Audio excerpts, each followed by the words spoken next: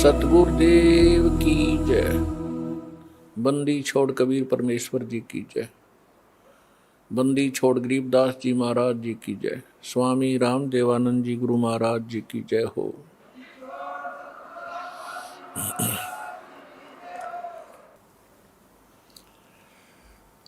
परम पिता परमात्मा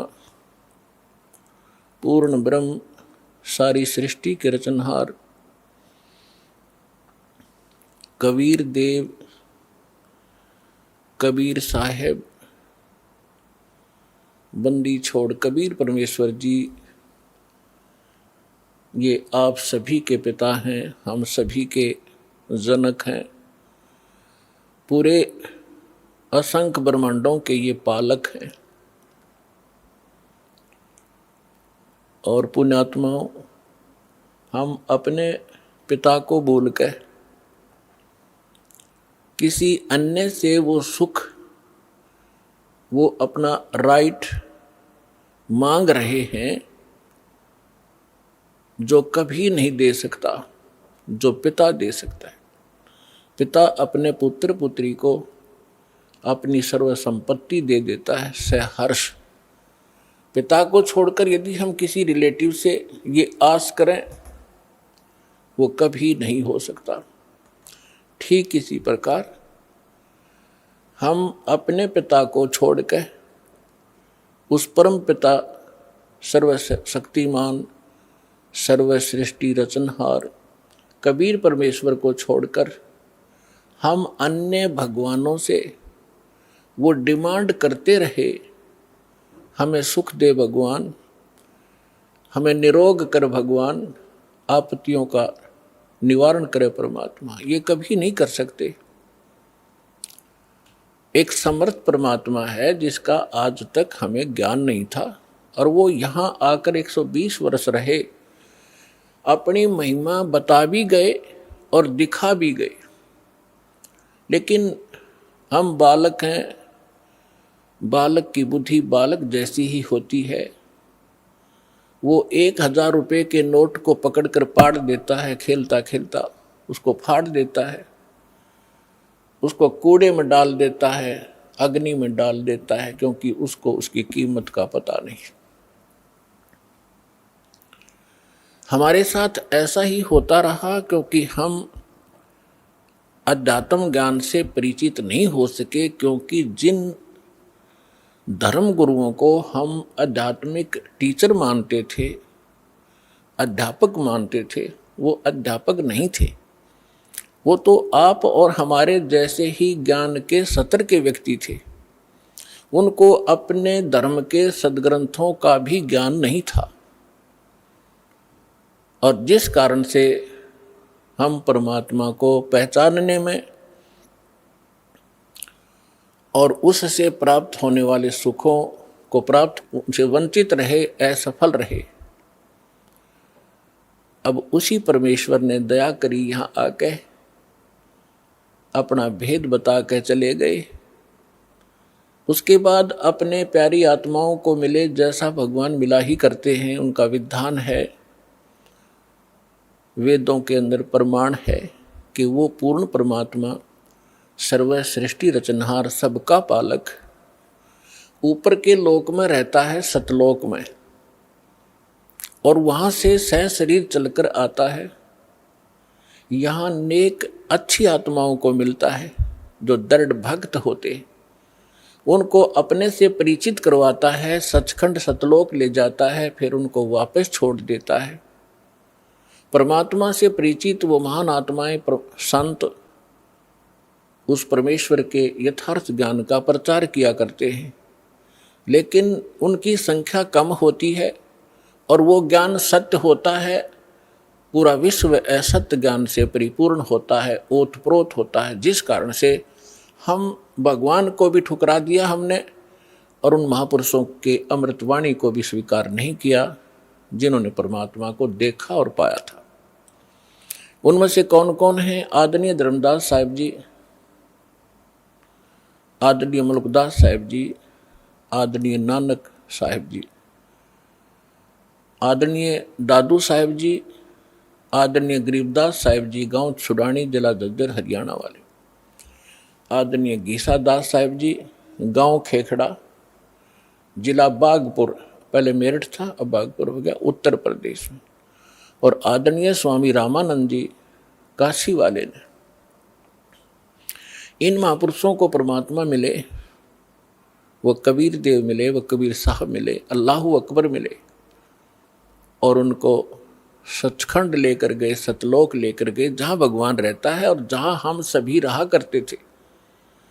हम अपनी गलती से यहाँ गलत स्थान पर आकर गिर गए, और जब तक हम उस स्थान पर नहीं जा लेंगे तब तक ये जीव सुखी नहीं हो सकता।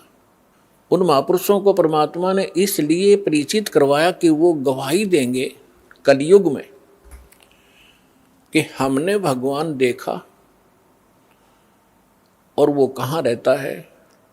जो उन महापुरुषों ने ज्ञान दिया परमात्मा कैसा है, उसका नाम क्या है, वो कहाँ रहता है, उसकी प्राप्ति कैसे होती है, वो साकार है या निराकार है, स्वयं परमेश्वर ने आके बताया।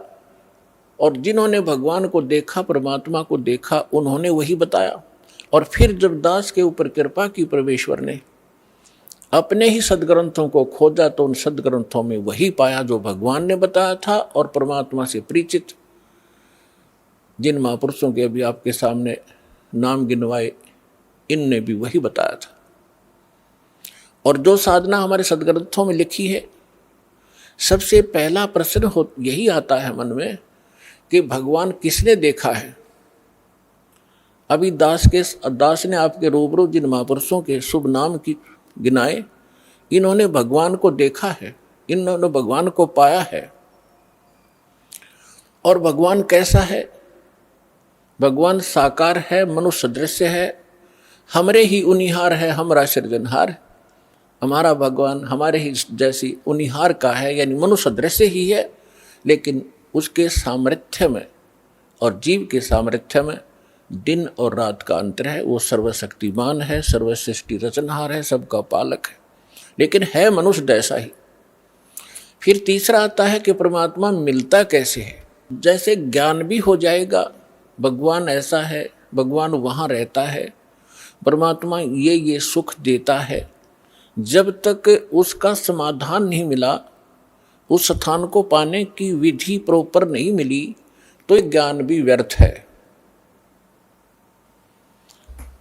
तो अब वो साधना कौन सी है जिससे वो स्थान प्राप्त होगा, जो श्रीमद् भगवत गीता अध्याय नंबर 18 के श्लोक नंबर 62 में, गीता अध्याय नंबर 15 के श्लोक नंबर 4 में वर्णन किया हुआ है कि अर्जुन तू सर्व भाव से उस परमेश्वर की शरण में जा। गीता ज्ञान दाता अपने से अन्य किसी समर्थ परमात्मा की शरण में जाने के लिए अर्जुन जी को कह रहा है। और उसकी शरण में जाने से ही तो परम शांति को और शाश्वत स्थान को, शाश्वत स्थान मीन जिसका कभी नाश ना हो, सत्यलोक, अविनाशी लोक, अमर लोक को प्राप्त होगा। और गीता ज्ञानदाता अपने विषय में कहता है, गीता अध्याय नंबर 2 के श्लोक नंबर 12 में, गीता अध्याय नंबर 4 के श्लोक 5 और 9 में, गीता अध्याय नंबर 10 के श्लोक नंबर 2 में, कि अर्जुन तेरे और मेरे बहुत जन्म हो चुके हैं, तू नहीं जानता, मैं जानता। इससे सिद्ध है कि गीता ज्ञानदाता अविनाशी नहीं है, और इसके साधक भी फिर अविनाशी स्थान प्राप्त नहीं कर सकते। गीता ज्ञानदाता 8वें अध्याय के 13वें श्लोक में गीता जी में कहता है कि अर्जुन मुझ ब्रह्म का केवल एक मंत्र है, और इसकी जो साधना करता है अंतिम सांस तक, मरते दम तक, वो इस ओम से मिलने वाली परम गति को प्राप्त होता है। ओम से मिलने वाली परम गति कौन सी है? ब्रह्मलोक। ओम ब्रह्म का मंत्र है, ओम के जाप से ब्रह्मलोक प्राप्त होता है, गीता अध्याय नंबर 8 के श्लोक नंबर 16 में स्पष्ट किया है कि ब्रह्मलोक में गए हुए प्राणी भी पुनर्वृत्ति में हैं, वो भी फिर जन्म और मृत्यु के इस चक्कर में गिरे ही रहते हैं। गीता अध्याय नंबर 15 के श्लोक नंबर 4 में कहा कि अर्जुन, तत्वदर्शी संत की प्राप्ति के उपरांत परमेश्वर के उस परम पद की खोज करनी चाहिए, जहाँ जाने के बाद साधक फिर लौटकर कभी संसार में नहीं आते। और जिस परमेश्वर ने सब ब्रह्मांडों की रचना की है, जिससे संसार रूपी वृक्ष की प्रवृत्ति विस्तार को प्राप्त हुई है, यानी संसार रूपी वृक्ष का 15वें अध्याय के अंदर एक एग्जाम्पल है, फॉर एग्जाम्पल, उदाहरण के तौर पे बताया है कि ये सारा संसार समझो उल्टा लटका हुआ संसार तुल्य है, वृक्ष तुल्य है। ऊपर को जड़ तो पूर्ण परमात्मा परम अक्षर ब्रह्म है जो सबका पालन करता है, पेड़ का पालक मूल होता है, जड़ होती है, और बाकी जितना भी तना डार टहनियाँ पत्ते उस मूल से ही आहार प्राप्त करते हैं, खुराक प्राप्त करते हैं। तो वो सबका पालक है और उसी ने सब ब्रह्मांडों की रचना की है, केवल उसी की भक्ति करो।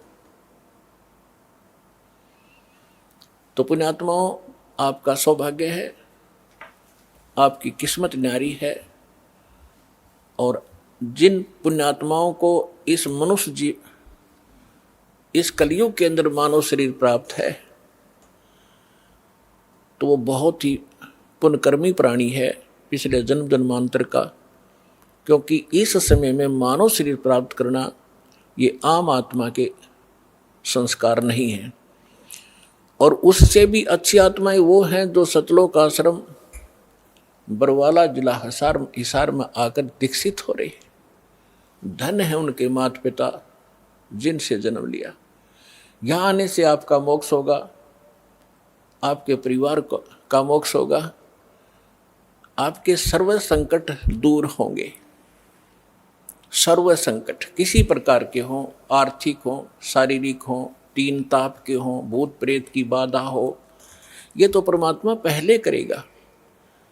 उसके बाद फिर आपको इसके पैरेलल ज्ञान भी कराया जाएगा कि ताकि आप इन सुखों को पाकर फिर भूल ना जाओ भगवान को, क्योंकि ये सुख यहाँ का अस्थायी, अक्षणिक है, झूठा है। और इस सुख को पाकर हम मस्त हो जाते हैं, जो हमारी सबसे बड़ी भूल होती है। उसके लिए परमात्मा कबीर परमेश्वर जी कहते हैं कि सुख के माथे पत्थर पड़ो, जो नाम हृदय से जावे, बलिहारी उस दुख के जो पल पल नाम रटावे। ये परमात्मा खुद बताते हैं कि तुम ऐसे अर्ज लगाया करो मेरे सामने कि हे भगवान, ऐसा सुख भी ना देना जिससे आपकी भूल पड़े, बाढ़ में जाओ ऐसा सुख जो भगवान से दूर करे, ऐसा दुख दिए रखना परमात्मा, तेरी याद बनी रहे। आज दास देख रहा है सतलोक आश्रम बरवाला में 80% वो भक्त आ रहे हैं जो काल के सताए हुए हैं, कर्मों से पीड़ित हैं। तो पुण्यात्माओं, घबराना नहीं, समर्थ की शरण आपको प्राप्त हो गई है, और ये दुख आपके लिए वरदान सिद्ध होगा। यदि आप दुखी नहीं होते तो इसी तरह की तरह राजनीति में धक्के खाते फिरो, या कितना और बैठ कर बकवाद गढ़ो, ताश खेलो, वो दुख तुम्हारे लिए वरदान है जो आपको परमात्मा के चरणों में ले आया।